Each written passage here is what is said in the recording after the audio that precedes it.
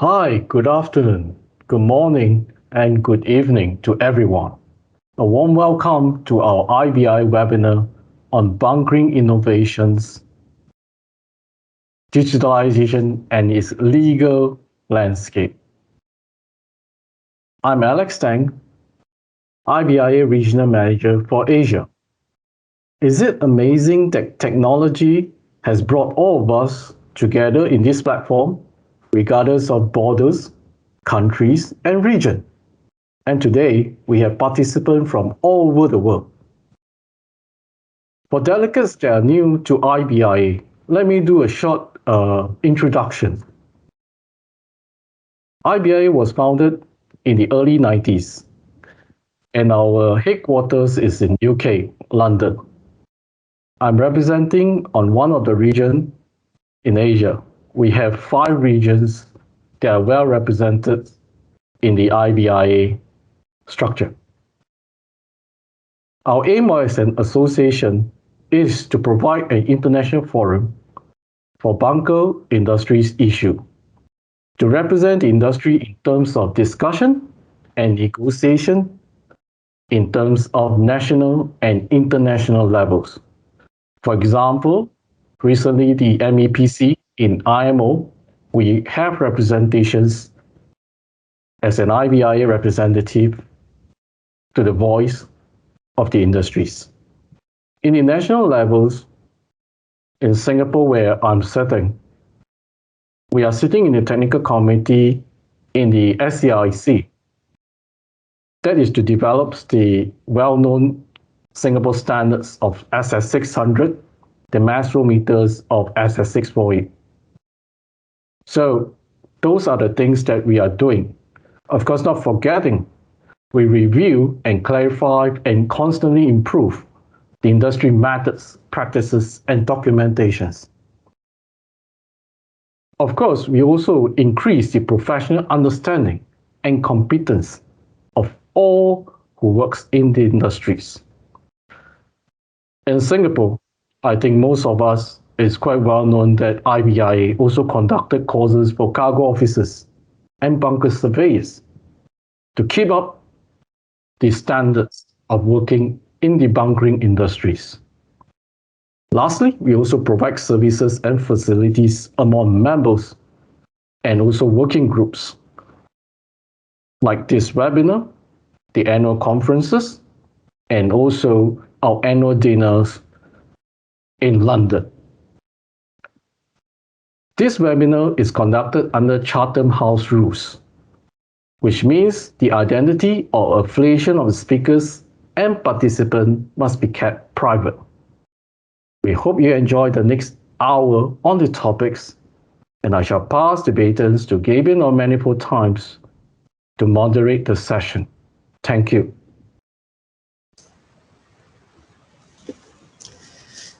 Dear delegates, good afternoon from Singapore and welcome to the webinar titled Bunkering Innovation, Digitalization and its Legal Landscape, organized by the International Bunker Industry Association, or IBIA in short. My name is Gabian Chew and I'm your moderator today. I'm also the senior editor of Manifold Times, a Singapore bunkering publication which I started in 2018 to share with you insights from the world's largest bunkering port. In the quarter of this year, more than 50,000 readers from various parts of the world came to Manifold Times seeking for marine fuels-related information. According to Google Analytics data, I'm happy to share about 40% of our readers come from Singapore. This is followed by France, the US, UK, and Malaysia. To all my advertisers and readers, including the ones in countries not listed here, thank you very much for your support. Well, 2020 has been an interesting year, not only due to the pandemic, it has also been the year where serious thoughts were given about the deployment of digital technologies in bunkering, particularly in the area of transparency for trading operations. After a series of unfortunate commodity trading mishaps. Fast forward to this year, and Singapore technology vendors with the support of the local government, seem ready to provide digital solutions for enhancing transparency in the bunkering sector. Today, we are privileged to have Sing Yong from the Singapore Infocom Media Development Authority, or IMDA for short, Leon Ling from digital asset management platform Bunkerchain, and Maureen Poh from international shipping and commodity trade law firm Helmsman to share with us the options available for enhancing transparency in trade. As the Director for Trade in IMDA, Sing Yong is responsible for transforming Singapore's trade, including the wholesale trade, trade finance, and logistics sectors using Infocom media technologies to enhance the local sector's competitiveness in the global market. Sing Yong has more than 25 years of professional IT and extensive leadership experience. Interestingly, he has spent more than 8 years with PSA Corporation. Leon is the CEO and co-founder of Bunkerchain and comes with 20 years experience in global business management, finance, and technology. He's active in the investment space, focusing on international supply chain finance projects. He's an avid member in the blockchain fintech space and an advocate of the new age trustless, seamless digital economy. Leon has participated in several commodities supply chain related fintech projects in different regions, focusing on the use of IIoT data to validate trade and inventory information. He is a strong believer in the use of machine data for the design and execution of smart contracts. Additionally, we have Maureen Poh, Director of Helmsman. Her practice spans the range of shipping and commodities trading work, both contentious and advisory. She has significant experience with energy-related shipping and commodity-related matters, such as the transportation and offtake contracts for crude oil and LNG. Let us first welcome Sing Yong, who is giving us a presentation on trade trust. Sing Yong, the screen is yours.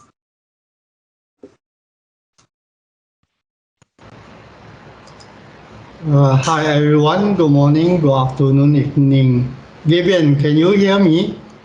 Just to make sure that everyone hears me. Yes, we can hear perfectly, Sing Yong. Yeah. Hi everyone. It's an honor to be here today to share what we have been working on in the area of cross-border paperless trade.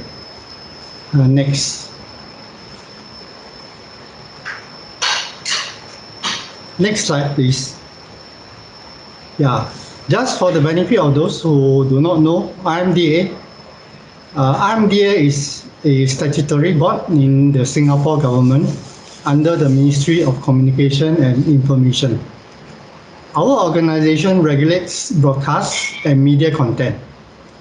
IMDA also regulates telecommunication infrastructure, postal services, and personal data protection. However, IMDA also has an industrial function to champion the development of the Infocom technology sector, as well as to use these digitalization technologies to help businesses across all sectors and industries to transform in order to evolve, maintain relevance, and compete effectively in the progressing digital economy. Next.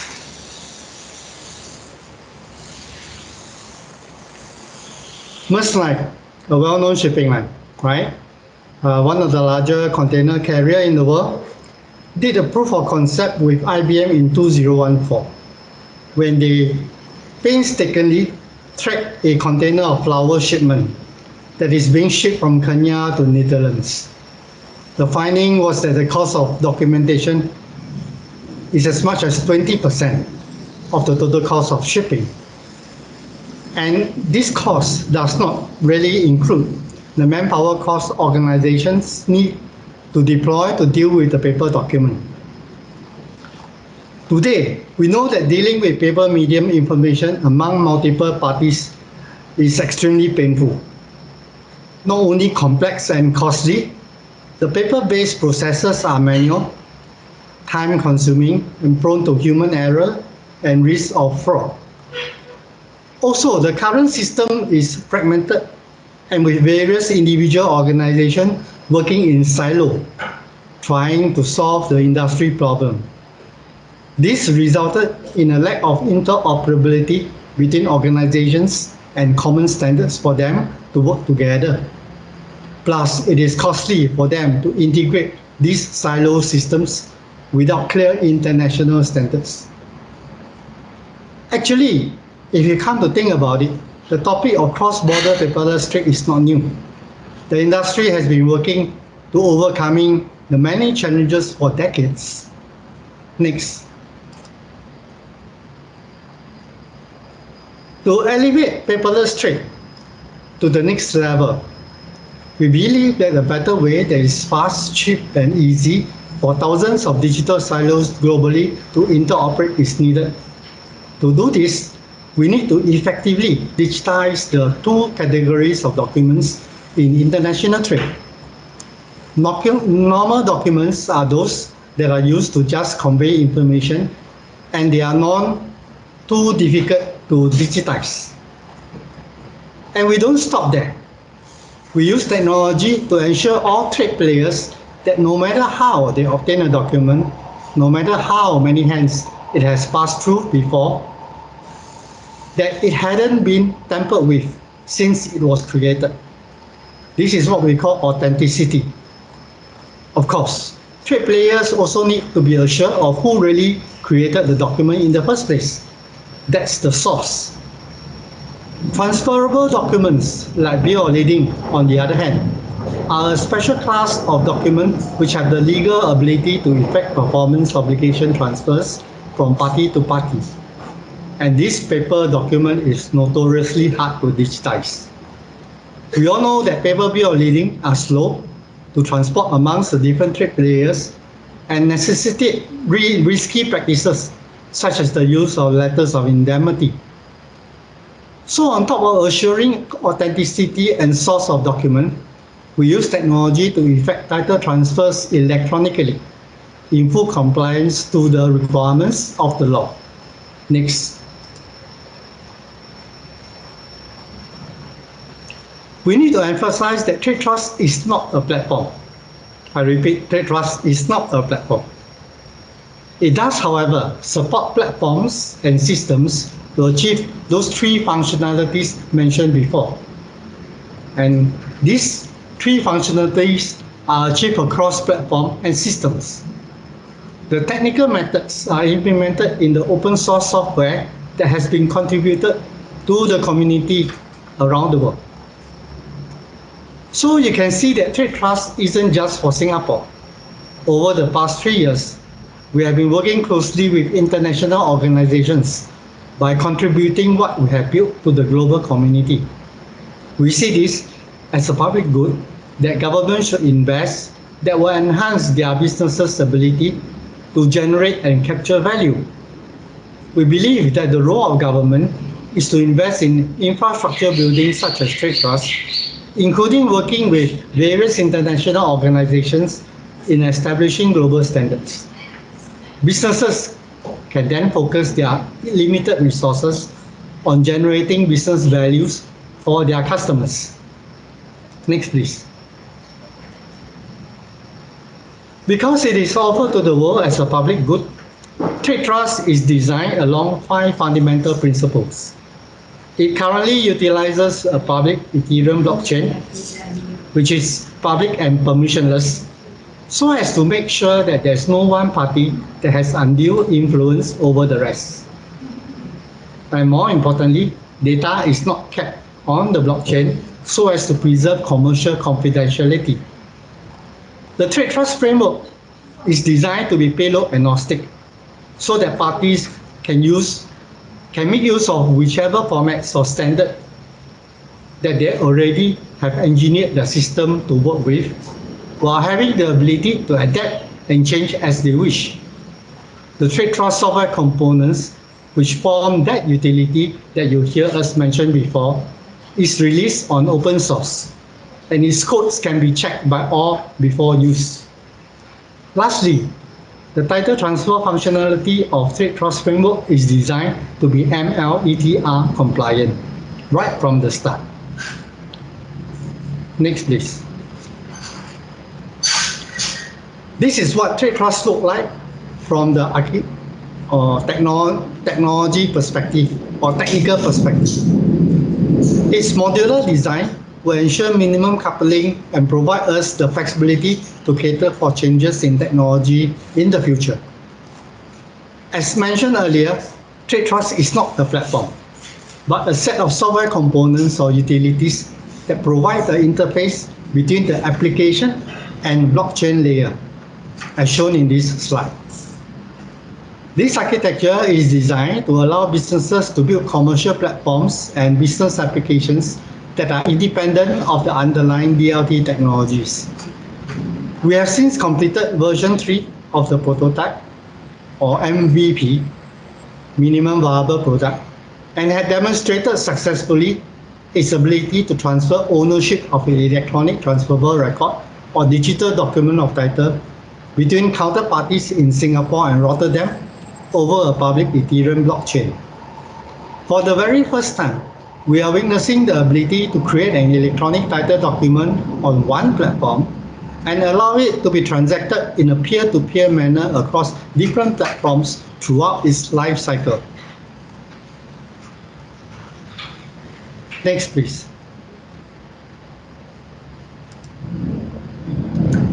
One of the main reasons why negotiable instruments such as BL, bill of exchange, promissory note, warehouse receipt are notoriously difficult to digitize because this special class of documents have the legal ability to effect performance obligation transfer from party to another party. An airplane just flew across my house. Take BL as an example.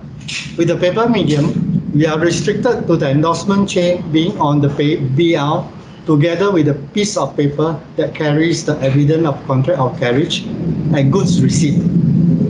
However, with the electronic medium, we are able to deal with them separately while maintaining the integrity of the document end-to-end digitally. Next, please. Since we are able to deal with title ownership and evidence of contract of carriage separately, this figure shows two dimensions at play. The evidence of contract is being dealt with on the outer side dotted ring, where an IBIA file is transported via any conventional means, such as email attachments, portal, or even the SWIFT network.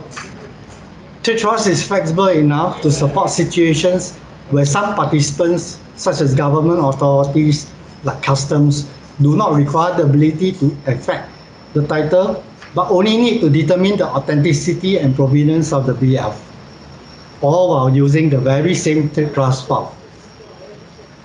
Next.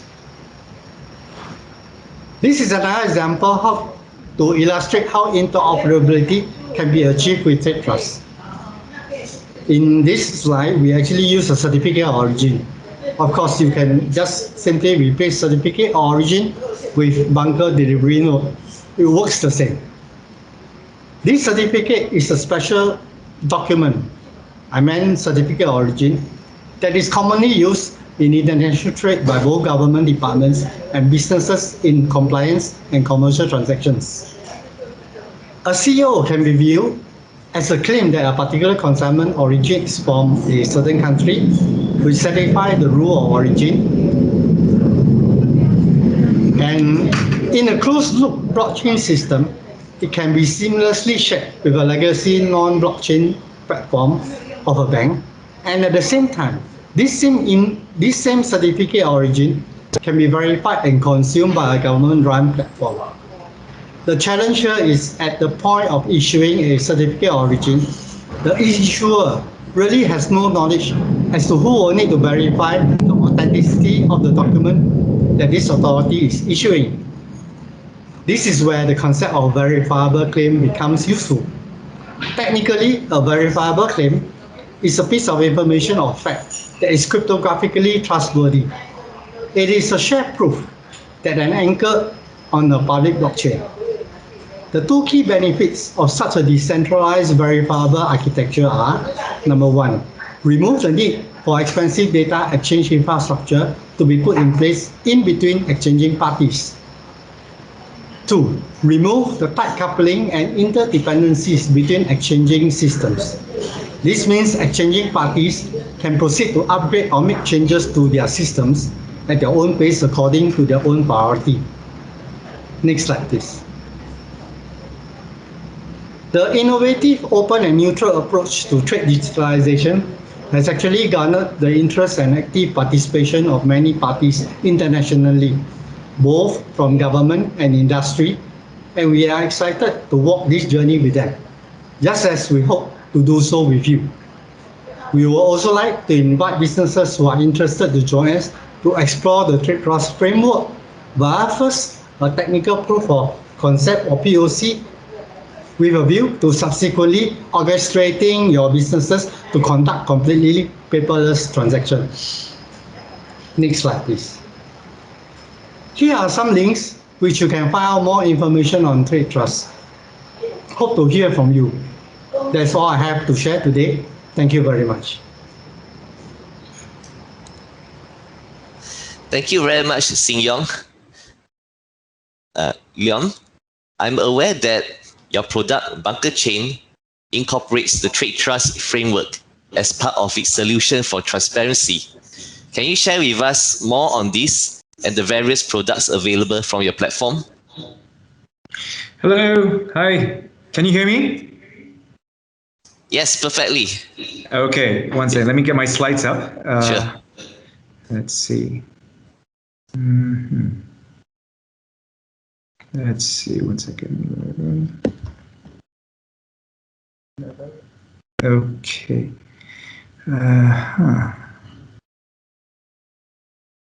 Can you see my slides? Yes, they are showing perfectly, Leon.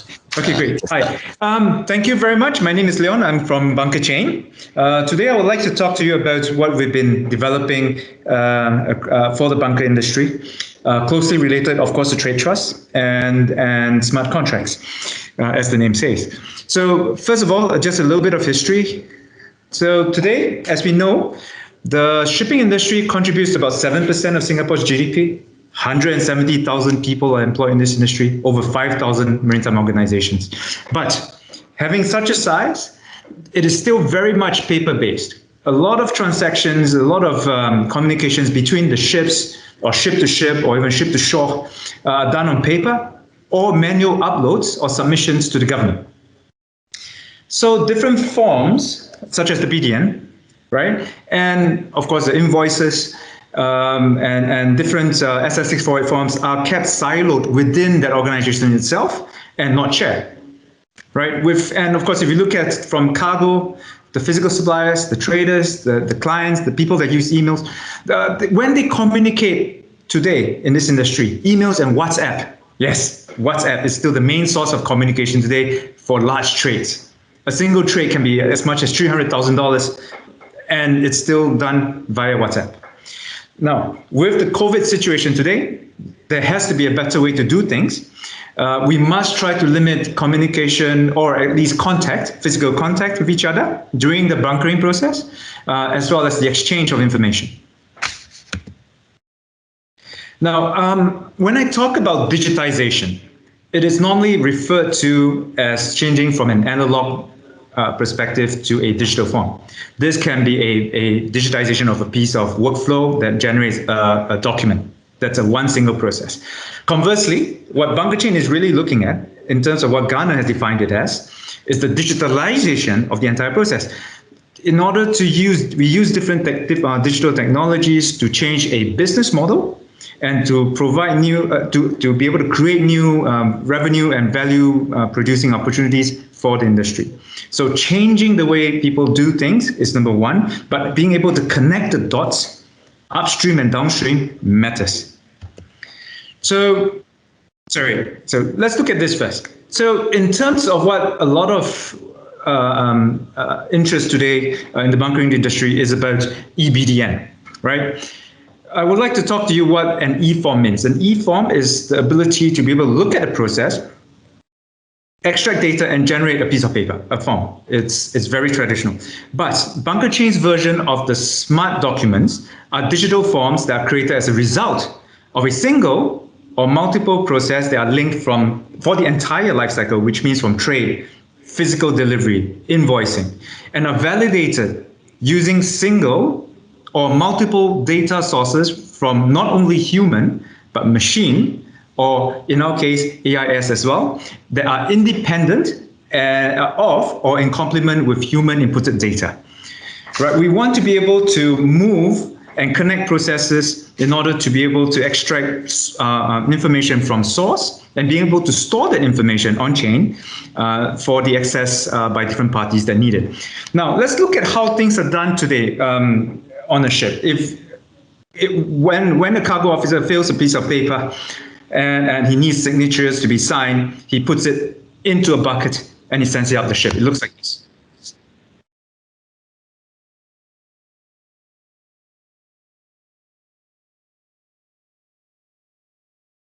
So with technologies available today to help us talk from ship to ship, there has to be a better way to do things than put things in a bucket. So Bunkerchain is here to solve this. Before I talk about that, I want to talk about conversions of why we exist. Right? According to a report that was recently released in June by the EU Commission and the EU Investment Bank on AI, blockchain, and the future of Europe, they depict a convergence of AI, blockchain, and IoT. So IoT being the sensing part, the part that realizes and looks at things, being able to pick up signals, quantity delivered, temperatures, little sensors, little feelers out there. The blockchain part is the remembering part. I feel you, I know you, I remember you.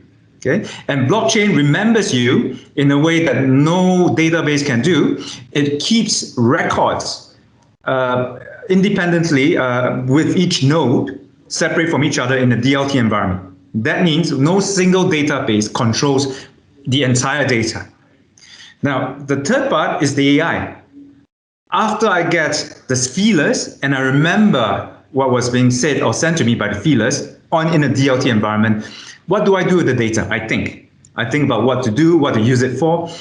In certain cases, like building smart cities is like lightings on the streets. How do I make it correspond with different cameras? Right, being able to organize traffic in a certain way. In the maritime industry, it matters a lot. Maritime traffic, the crew being able to schedule and being able to seamlessly connect systems across from buyer to seller, physical ops, invoicing, financing, banks, it matters.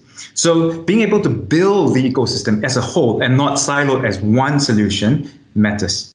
Okay. Key features of blockchain. This is not limited to this, but in general, this is also from the report. Blockchain is used as a proof of work mechanism. It is used to validate transactions, although there are many different methods like proof of stake and different ways that's coming up with it, but mainly it's a proof of work. Something has happened, I use this to validate something has happened, I keep it on chain. So data are stored in blocks. So when a certain transaction happens, making a new data or new transaction is irrevocable. Every piece of data generates a new block. And it references the predecessor of that block, making the blocks interconnected and stored in different participants' nodes, making this irrevocable, therefore immutable and tamper-proof. Data is stored in a decentralized environment, which means no one single source controls the entire ecosystem. This is how Bunkerchain is built. But rather, within trading parties of 3 or 4, they are able to see each other's data. But if you have a network of 20, the other 16 people don't see what you're doing. Okay, there are different roles in this, and we'll explain a little bit more as we go along. So I would like to start to share a little bit of what Bunkerchain is trying to do. Now, in the Singapore context, we know that thanks to the forward-looking vision of MPA, we have the luxury of having mass flow meters being implemented in the system today. And now we're exploring what we call the EBDM. Now, Bunkerchain has a very specialized solution that's designed around this entire solution. Now, if you look at the mass flow meters today, imagine it pushes data from this low orange line into the application. And the application within the mass flow meters supplier cloud has its own node. Okay, so it extracts data directly from the ship, pushes it to the node. When the node receives this data, it is shared instantaneously in communication channels to all the parties that are involved. It is not siloed within the Mesometer cloud, it is shared. So as a regulator, in this case MPA, they're able to listen in and they'll be able to extract information about this live transfer. The second arrow is that once the EBDN is generated directly using this information from the Mesometer, it is able to share this in this green little channel here between the participants. So if you look at this carefully, data is stored in the physical supplier cloud this time, shared with its clients in the shipping company cloud, and of course MPA, who wishes to receive this information for regulatory purposes. Now, the purpose of blockchain is being able to keep information in different nodes that belong, that identities have been established for, and this information is stored as a transaction to be able to relate to the other nodes of the participants. So if any participant wishes to change data independently of the rest, they cannot, because the particular set of data has been recorded on all the different ledgers, and they will be able to dispute or reject that particular change. This is the basic architecture of Bunkerchain. Let's see. So Bunkerchain has designed a multi-layer smart contract bunkering system that allows this trustless blockchain ecosystem to take place. I don't need to trust you in order to execute a transaction with you. All I need is data and, of course, trusted documents. Now, our ecosystem relies on two things: a Mesometer data and the AISS locations of both the supplying and receiving vessel. So first of all, when a buyer and seller signs a contract, it creates what we have as a trade smart contract. This is the first layer of the contract. With the trade smart information, it passes information into the second contract, which is the physical delivery smart contract. Not only is trade information passed over, the physical delivery smart contract uses information from the Mesometer as well as the AIS data from both the ships to execute the smart contract conditions that will generate what we call smart documents. So the documents that you receive from Bunkerchain is not an information that you key in to a operation system, for example. It is a system that ties it to the trade, verify identities from different nodes. Using these identities, it moves into the physical delivery part and uses machine data to complement human data to execute the contract. You do not need human participation to do this. You need machines. You need people to be able to look at things in a different way. And smart documents that are generated from these concepts can be used to be linked to different financing tools, or even automate some of these purchase and sale situations. Now, we have done a POC in December, linking a mesh flow meter data logger to a router and to the cloud. We have connected oil tank sensors, we have connected pump sensors. So you not only can extract information about the mesh flow meter, you can extract information about from different IoTs and connect it to the system and design it in an all-rounded system. If you look at this entire system, the security, you would think about, hey, what about cybersecurity? What about being able to data security, data ownership? All these things have been considered in our network, and we've addressed those systems to meet all the required standards for storage as well as security. So if you look at this is a picture of the marine cabinet that we designed with all the equipment in there on one of the ships in Singapore during the POC. So what does Bunkerchain wants to do? So if you look at the entire supply chain flow, we are focusing on the terminal to barge and receiving vessel situation right now, but it can be much more, because in the whole entire situation, you can look at refinery to cargo tanker to terminal to barge to receiving vessel. If you are able to connect all these dots to be able to connect to trusted data, there will be a lot of data analytics, RPA situations, work automations that can be improved to benefit the whole industry. Benefits to the current industry people include, but is not limited to, provenance of oil if you have a cargo supplier, right? You need to know when there's problems with oil reported, you can trace the distribution of this particular oil to 10 recipients. As a physical supplier, you want to be able to automate some of these processes to protect your crew, not to have contactless, to have contactless bunkering, not to have them meet different people on the ship, to pass equipment around, to be able to carry out the services according to the Electronic Transaction Act that has just been implemented.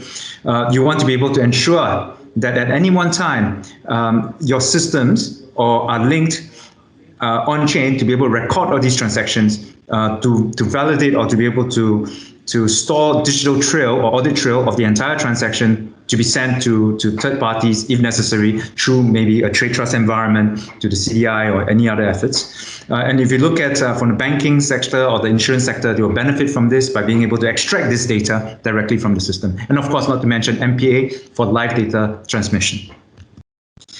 So the Singapore government has been very forward-looking. They have identified in the past digital platforms, IoT, advanced analytics, right? RPA, cybersecurity. But now they've also identified prospective few technologies for the future, blockchain being one of them, AI, augmented reality, and of course drones and autonomous drones and ships. So being able to pull the whole industry together, have a forward-looking strategy will benefit the industry and allow companies like us to be able to develop new solutions for the industry. Lastly, I just want to bring up a little bit about the ETA change. With regards to Singapore's, none of these efforts will be possible without the ETA change. Right, without the Electronic Transaction Act update, paper documents will always supersede your digital ones. With this, it gives the same weight. It gives life to projects like Project Ubin, the CBDC currency, central bank digital currency, and other initiatives to connect the digital economy to one another. But I say again, blockchain is the foundation of this connectivity, and we must be able to work together with systems like trade trust and different participants in the entire network to connect the dots and to make transactions safer, faster, and more efficient. I would like to invite everyone to talk to us, find out more, explore, and don't be afraid to challenge the norm and to be able to look at the future together. Thank you very much. This is the end of my presentation. Thank you very much, Leon. Yeah, it sounds very interesting that you're telling us your trustless system will be able to make bunkering transactions more trustworthy. Looking forward to seeing that. Thank you. Maureen, after Trade Trust and Bunkerchain's presentations, I'm sure that there are some legal considerations you will want to point out. Can we hear more about them? Hi, Gabion. Yes, can you see my screen? Yes, perfect. Okay, wonderful. Okay, hang on a moment. Okay, so hello everybody. Good day to you. My name is Maureen from Helmsman. We are a shipping and commodity trading law firm working from our offices in Singapore and Hong Kong. And we cover everything in the shipping spectrum, from new builds all the way to ship recycling, everything in between, and deal with also a variety of commodity contracts. So this topic today is something that is very close to our firm's heart.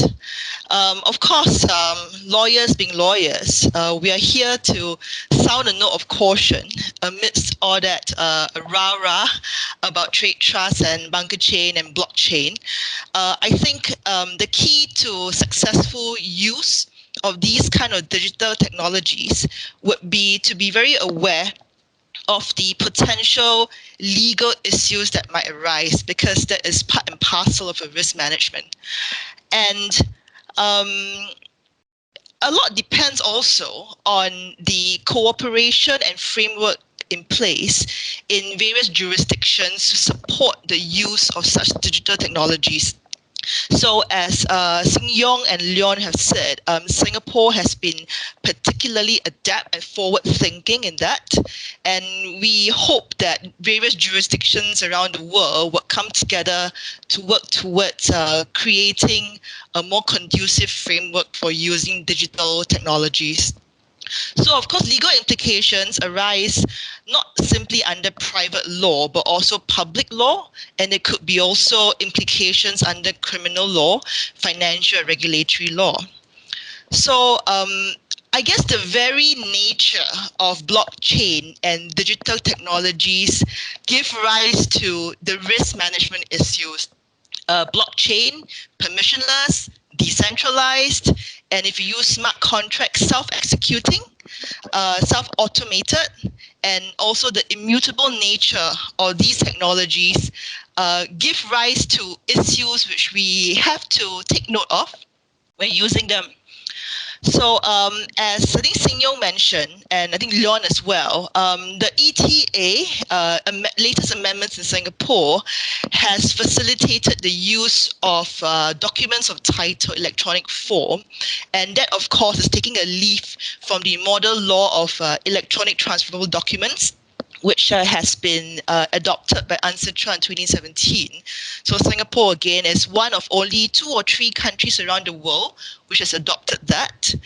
And apart from the issues about documents of title being transferable depending on the law of different jurisdictions, you also have the famous or infamous data protection issues, which a lot of our companies are very aware of recently. Or to do with the GDPR, and in Singapore, the PDPR.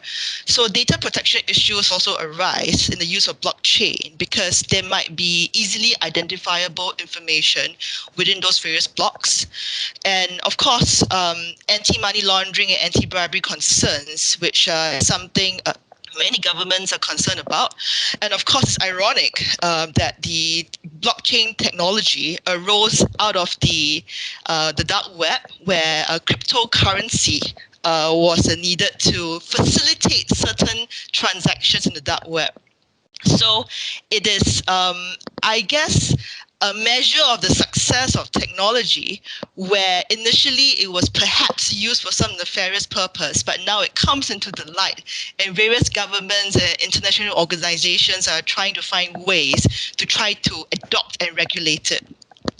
Of course, one of the biggest concerns then underlying all these issues would be the jurisdictional and governing law issues, because blocks in the chain are distributed across nodes, and these can be located all around the world. You have various parties all around the world engaging in this particular technology. And even if there is a specific governing law in a contract between 2 parties, there is no certainty that this law might govern if, let's say, the contract is performed in another jurisdiction.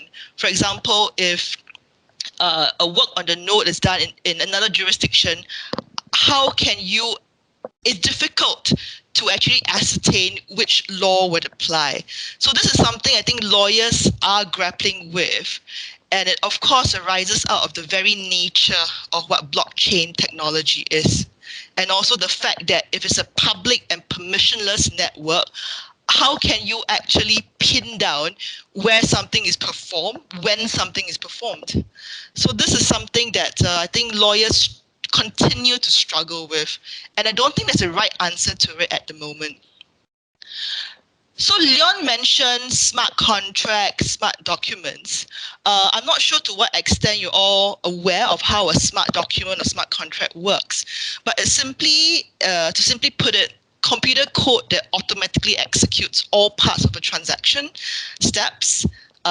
So, for example, parties agree to a set of conditions, and the contract self-executes when these conditions are met. So, for example, okay, if I contract for 100 MT of bunkers, 100 MT of bunkers are delivered, I will pay the supplier.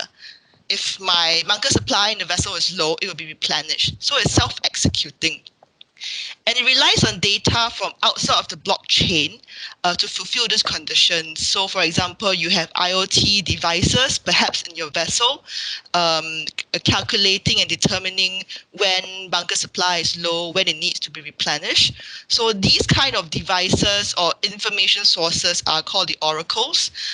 It could be something that's mechanical or something that is fed in by a human being. and basically its information is fed into the system to confirm that the precondition has been fulfilled. So you can see from a very quick explanation of what a smart contract is, that there are potential issues of liability. For instance, if the contract has been miscoded, okay, what happens? Or if the oracle makes an error, what happens then? How do you deal with it? And a computer code is still unable to capture very context-specific or vague kind of concepts. For example, things like reasonableness. What is reasonableness? I mean, in law, you have many types of reasonableness, okay? And all these, you can't really code it currently in a computer code. Perhaps in future, you can use AI when there's enough examples of something that could be used. But I think the current state of coding, you can't really code things like that into it. So if, let's say, a contract has some kind of notion of reasonableness, how is that to be assessed? And as with issues with the blockchain, you also have issues relating to the applicable law, jurisdiction, and dispute resolution. And of course, the other issues regarding privacy. So that's something that stretches all across these kind of digital technologies. So I think that's a very quick overview of the main problems that could arise out of the use of digital technologies. I know it's a very whirlwind tour de force of the main principles, but that, I think, is all the time I have on that. And as I said at the beginning, it is quite important for there to be an environment that supports the use of digital technologies. And we can see that governments are putting steps in place to do that. For example, interoperability and standardization across different countries, across different platforms and systems is quite the key. Currently, we have what we call digital islands, where there are different separate platforms, different countries doing different things. So there isn't something like, a swift payment system where all the banks in the world are on that, and it makes transfers of money very easy. So perhaps the goal is to have something like that. So towards that goal, we have certain global initiatives, for instance, one by the ICC, which is taking steps to develop such trade standards for interoperability across different blockchain networks. And we also have this UNCITRAL Model Law Electronic Transferable Records called MLETR. That is, the objective of that is to enable the use of electronic transferable records both within a country and across jurisdictions. So I think Senyo mentioned earlier, one of the main issues with records like that is because they are documents of title. Okay, they're very valuable. So a lot of countries, I believe, do not currently have legislation in place that allows such documents of title to be transferred in an electronic form in the way envisioned by the MLETR. In Singapore, we have enabled this through the latest amendments to the ETA earlier this year.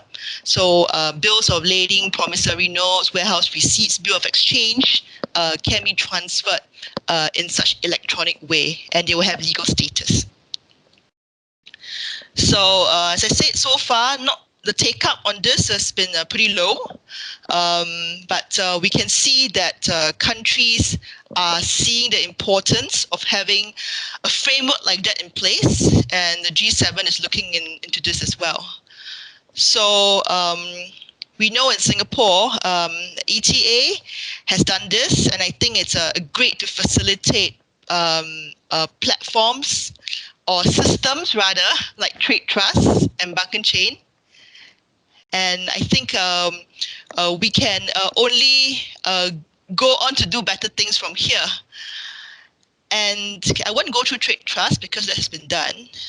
Maybe some takeaways, okay. I think it's inevitable that digitalization is here to stay. And there are risks involved, but don't be afraid of such risks. I guess the key is for any company to to really understand what are the risks inherent in the system and to know how to manage it. Because as with any transaction, there's no way you can completely eliminate risk. You can manage it and reduce it. And as long as you're aware of it, I think such risks should be factored into your commercial decisions. So that's all I have for you today. It was a very quick run-through of the main legal issues to be aware of. Of course, if you have any questions on this specific topic or anything related to shipping or trading, please contact me. Thank you. Thank you very much, Maureen. Wow, really summarized whirlwind tour, man. Maureen, it seems from the IBIA and Bunkerchain presentations that trade trust and blockchain is indeed powerful tools for transparency in trading operations. Just a thought, do you think lawyers will be out of a job if trade trust and blockchain are implemented everywhere? I think initially we will have more work, okay, because I think a lot of companies are not very certain how to implement things like smart contracts. They do a two-layer kind of system. Number one, the coding system for the smart contract part. And number two, they still have a contract, a written contract in legalese to deal with that. Okay. So I think at the beginning, when people are still trying to figure out where the risky areas are, there might ironically be more work for lawyers. But of course, as the system develops, as we have seen with the risk in internet, the risk in the cloud system, there were a lot of uncertainties at the beginning. As things develop, there might be less work for lawyers in this specific area. But then again, new technologies, always throw out more work for lawyers at the beginning. So maybe after this is not so new a technology anymore, other new technologies might come up. I see. Okay, thank you. Why not let's now move to the panel discussion section. Can I have Leon and Sing Yong's cameras on?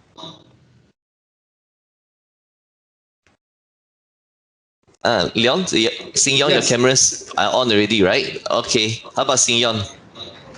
Yeah, on already. On. All right. Okay. Let's start it. Let's start it then. Okay. With IMDA, okay, just to let everybody know, we have to do a time check. It's almost 4 now, so I appreciate if everybody's answers can be brief. So because I got a series of questions for everybody. So since with IMDA, Bunkerchain, and Helmsman here, it'll definitely be a good time to ask for your thoughts. Can I ask all the panelists here if the whole commodity trading mishaps and legal dramas which took place last year can be avoided if the trade trust platform has been used by the shipping, banking, and related industries? I think this is something our audience will firstly like to find out. Can I have Sing Yong start first on this? Oh, thanks, Gabriel. First of all, I need to repeat myself. Remember, trade trust is not a platform. I have actually repeated this statement at least 3 times in my presentation. And coming back to your question of whether all the mishap could be avoided if trade trust was being used, actually I'll be bluffing you if I say yes, because trade trust is not a silver bullet.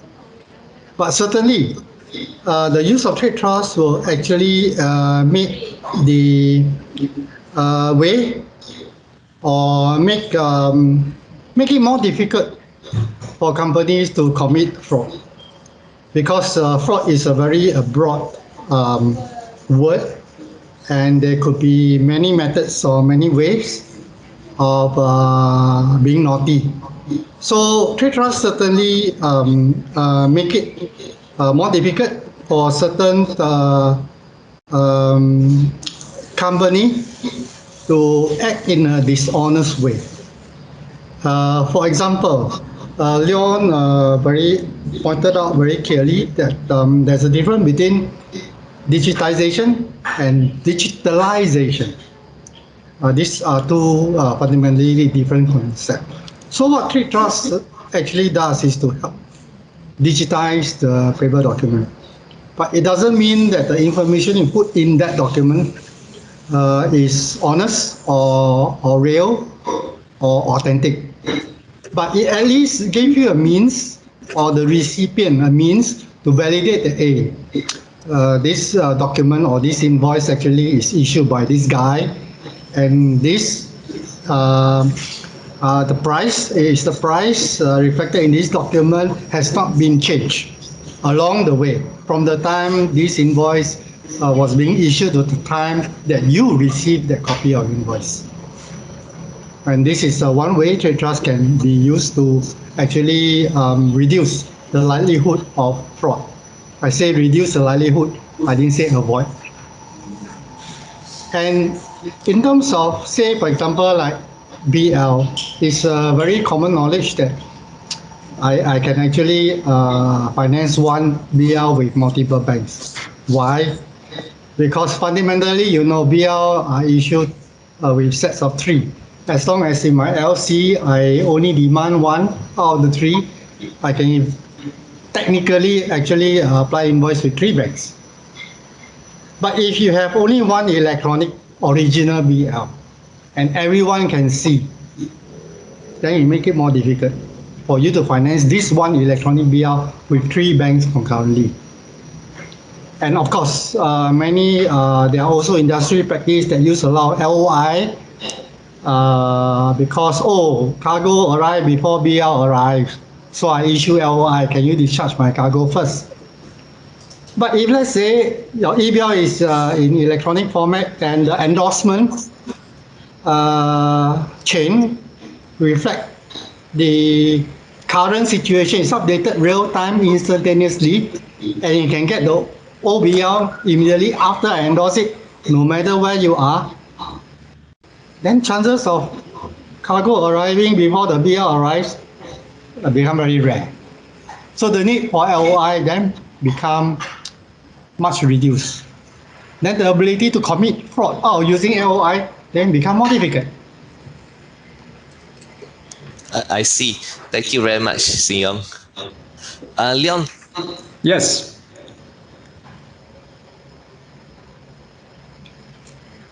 Javian? Yes, Leon. Yes, do you go have ahead. any thoughts on this, Leon? Well, first of all, if you know, just to highlight again about Bunkerchain, we believe in machine data. We believe in using validators outside the human system, outside the human to input data to complement data that's received by banks and by different parties. So having all parties commit on scene is 1. Having a machine validate a 1 or 0 is 2. And having that 1 or 0 recorded in all the participants is number 3. So being able to very clearly identify who the nodes are, the authentication, and being able to have this authentication shared by all, right, at any stage, for whether it's release or acceptance, is important. So I believe that using machine data will make it even more difficult, perhaps, for the industry to commit such things. Thank you. Thank you. How about you, Maureen? I echo Sing Yong's comments in relation to issues with the BLs and LOIs. As a shipping and trading lawyer, we see a lot of time and energies being spent on that. And they will definitely, I think, reduce costs for commercial parties, and of course less work for lawyers, but that's fine. You look elsewhere. Also, I think there'll be legal issues with the accuracy of cost of decoding. That one we will have to, I guess, trust our friends in IT to help us on that. But I think overall, I think it is very positive, I think, for reduction of fraud, particularly in the BLLI scenario. I see. Okay. Something I would also like to ask, right, the panelists, is that since last year, has there been indeed increasing interest from players in the commodities, shipping and bunkering sectors to digitize? Maybe I can have your take on this first, Sing Yong. I'm sure there are, especially in Singapore.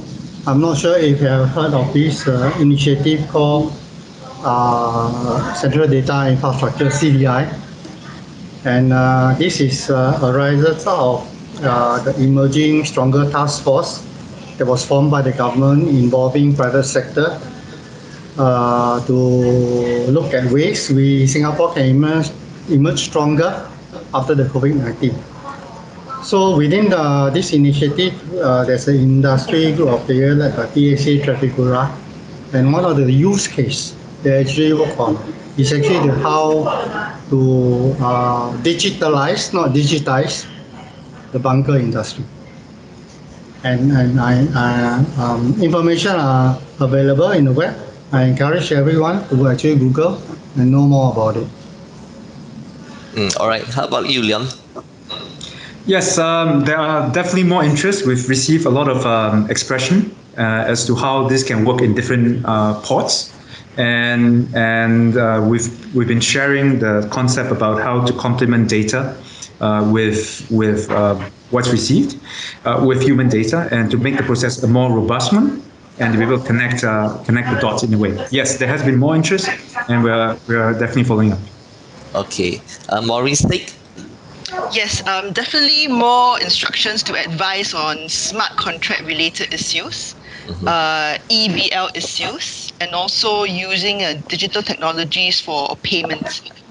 So certainly be uptick in all these requests and instructions. I see. Okay, maybe let's just squeeze in the final question. Okay. It is, how can digitization aid a bunkering stakeholder in the event of a dispute? And comparing a bunkering firm which has digitized and another one who hasn't gone down this road, who will have a better case in court? Probably Sing Yong can take that first. Yeah, I'm not a lawyer. Maureen is a lawyer. So okay. let her advise. Okay. Oh no, I thought that you want to bring in a trade trust in there. Yeah, no, by the way, Okay. ETA's custodian is IMDA. Actually, we are the government agency that is responsible for updating the Electronic Transaction Act. I see. Yeah, just for info. Yes. Okay. But And of Leon? course, I'm not in the team that actually updated the ETA. Okay. Well, my take to this is still the three things: clear digital identity, KYC, onboarding process, 2FA, authentication of who gave submission of data, who authorized the data, being able to store the data independently in different participants' nodes, right? And to create an audit trail, a digital audit trail on-chain of the full life cycle from buy to delivery is important to justify your case in court. Maureen can correct me if I'm wrong, but being able to timestamp, authenticate, being able to link the dots helps your case a lot. Maureen? Maureen? Wow, this is a trick question for lawyers. Wow, as any good lawyer would say, all depends. Yeah. No, you say you have to start charging, yeah? I'll charge you by the hour. You got that right. Yeah, I mean, I think in the near future, people will still rely a lot on written contracts, frankly. Not only in the good old traditional non-digital way of doing things, but also written contracts to underlie a lot of digitalization initiatives in the near future, until such time as you have a completely self-executing smart contract that people trust and can rely on. Okay, thank you very much, Maureen. Okay, I see. Looking at the time is definitely a good opportunity to round up the discussion.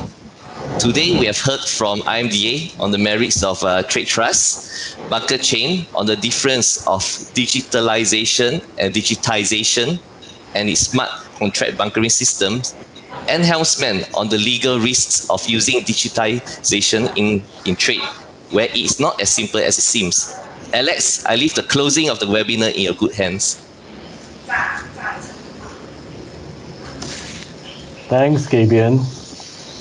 And all speakers, Mr. Loh, Maureen, and Leon, for your contribution of sharing with us your experience and views.